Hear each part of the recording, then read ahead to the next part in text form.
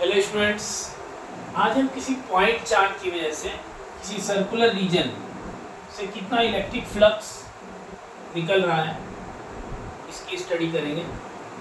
आप देख रहे हैं कि सेंटर से चार्ज x दूरी पर रखा हुआ है at the axis of the circular region. ये सर्कुलर रिंग या सर्कुलर रीजन के एक्सिस पे कोई q चार्ज रखा हुआ है। तो डेफिनेट सी बात है कि फील्ड लाइंस चार्ज से निकल रही होंगी।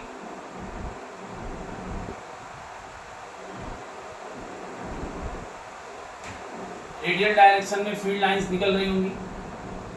तो सारी की सारी फील्ड लाइंस सर्कुलर रीजन में नहीं जाएंगी, rest of the field lines बाहर निकल जाएंगी। जो कुछ फील्ड लाइंस जो हैं वो सर्कुलर रीजन में जाएंगी, तो वो कितना फ्लक्स क्रिएट करेंगी इसकी स्टडी हम करने जा रहे हैं। तो इसके लिए आपको क्या करना होगा, देखिए अलग अलग पॉइंट पे फील्ड की इंटेंसिटी अलग अलग है। तो हम सीधे सीधे field area into cos theta, जो फ्लक्स का फार्मूला है E कॉस थीटा, हम अप्लाई नहीं कर सकते। तो उसके लिए हमें क्या करना पड़ेगा, क्योंकि फील्ड अलग अलग पॉइंट पे अलग अलग है, तो मुझे एक सर्कुलर स्ट्रिप यहाँ से कट करनी होगी, ताकि इस स्ट्रिप के ऊपर जो फील्ड की वैल्यू है वो हम कांस्टेंट ले सकें। अगर एक्सिस ऑफ द रिंग से ये एंगल थीटा है, तो डेफिनेट सी बात है कि फील्ड हॉरिजॉन्टल से कितना एंगल बना रही है, थीटा एंगल बना रही है। ये जो सर्कुलर रीजन आपने लिया है जिसकी विड्थ, सर्कुलर सर्कल ये कट किया है आपने, इसका रेडियस आप चाहे तो y ले सकते हैं, और इसकी चौड़ाई विड्थ, ये विड्थ इसकी जो होगी वो dy होगी। इस सर्कुलर रीजन पे जो भी सर्कुलर रीजन मैंने लिया है dy विड्थ का, उस पे अगर आप एरिया वेक्टर देखें तो एरिया वेक्टर आउटवर्ड डायरेक्शन में बाहर की तरफ होगा। एरिया वेक्टर और फील्ड के बीच का एंगल थीटा है। तो अगर आप इसका डिफरेंशियल फ्लक्स लिखेंगे तो ये होगा d phi is equal to E vector dot d A vector, और you can write E d A cos theta. देखिए जहां पे फील्ड कैलकुलेट करनी है हमको, वो पॉइंट चार्ज से लेट अस सपोज इसकी डिस्टेंस स्मॉल आर है,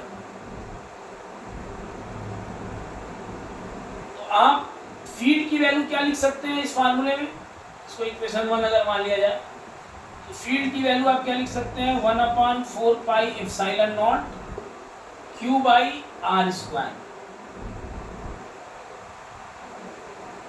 ये डिस्टेंस x है और ये y है, तो r की value under root x square plus y square लिखा जा सकता है। तो ये वैल्यू अगर यहाँ रखेंगे तो फील्ड की वैल्यू हो जाएगी 1/4 pi epsilon not Q upon x square plus y square. तो फील्ड की वैल्यू ये हम पुट कर सकते हैं ऊपर वाले इक्वेशन में।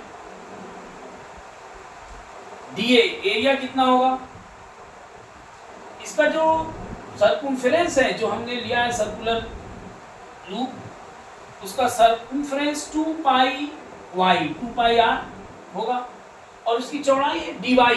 एक्चुअल में अगर इसको कट करके ओपन करें तो एक्चुअल में ये एक रेक्टेंगुलर शेप का होगा, जिसकी लंबाई 2 पाई वाई होगी और इसकी चौड़ाई क्या होगी, डी वाई होगी, D Y.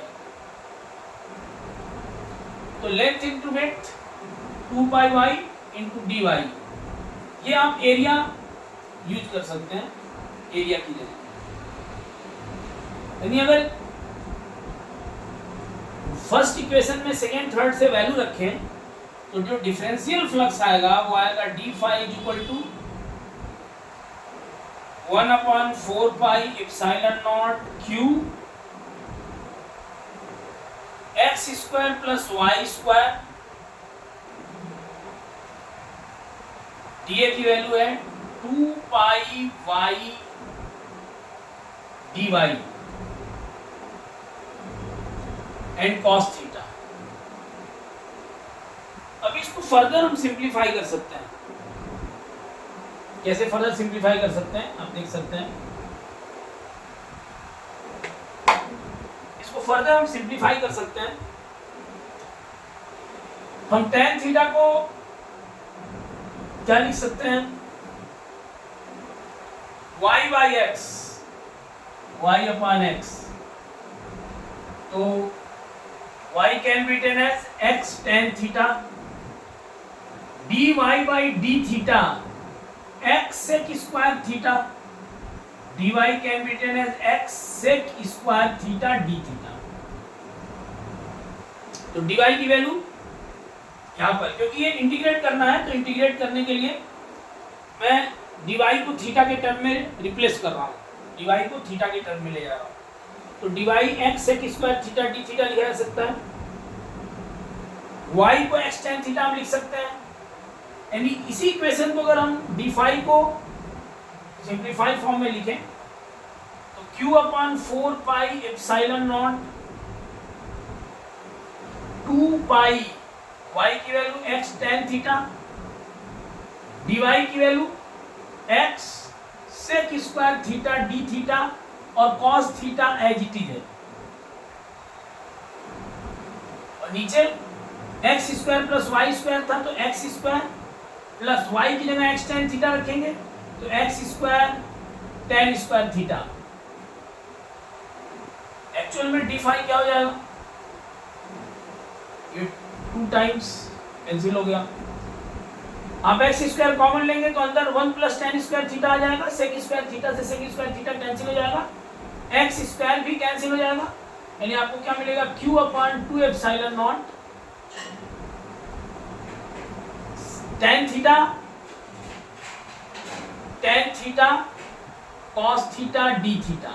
tan theta sin theta upon cos theta है, cos थीटा से cos थीटा कैंसिल हुआ, sin थीटा बचा। तो d5 can be written as Q/2 epsilon not sin theta d theta.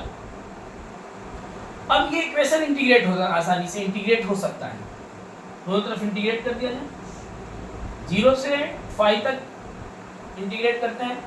यहाँ ये सपोज करिए कि टोटल एंगल जो बन रहा है ये अल्फा है, टोटल एंगल अल्फा, जो टोटल सर्कुलर रीजन है उससे जो इंट से एंगल बन रहा है एक्सिस और इंट के मिलाने वाली लाइन के बीच वो अल्फा है। तो ये 0 से अल्फा तक इंटीग्रेट किया जाएगा। तो फ्लक्स क्या हो जाएगा, Q/2 epsilon not sin theta का क्या होगा, minus cos theta integration 0 to alpha. Thus flux will be Q/2 epsilon naught 1 minus cos alpha। जब upper limit minus lower limit आप करेंगे तो this will be the result. This is the flux coming out through a circular region। अगर आप चाहें तो cos alpha की value replace भी कर सकते हैं। कैसे रिप्लेस कर सकते हैं cos alpha की वैल्यू, ये टोटल कैपिटल R है इसका रेडियस, तो cos अल्फा आप चाहे तो लिख सकते हैं बेस x अपन हाइपोटेन्यूज, तो x upon under root r square plus x square. आप ये वैल्यू cos अल्फा की यहाँ रख सकते हैं और आपको फाइनल रिजल्ट एक और दूसरे फॉर्म में मिल जाएगा, phi equal to Q/2 epsilon not 1 minus x upon under root r square plus x square। This is the electric flux produced by a point charge through a circular region of radius capital R when charge is placed at a distance x from the center at its axis।